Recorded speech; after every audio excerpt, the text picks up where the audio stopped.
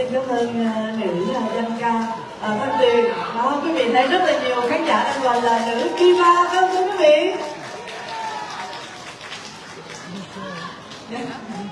Dạ, và kính thưa quý vị, kế đến đây thì chúng ta xin được mời quý vị, chúng ta sẽ cùng lắng nghe một nhạc phẩm mà được xem là một trong những bản nhạc phẩm bất hủ về tấm lòng hiếu thảo. Nhạc phẩm này được phổ thơ từ những thơ của Hòa thượng Thích Nhất Hạnh, và sau đó đã được nhà thơ nhạc sĩ Phạm Thế Mỹ viết lời.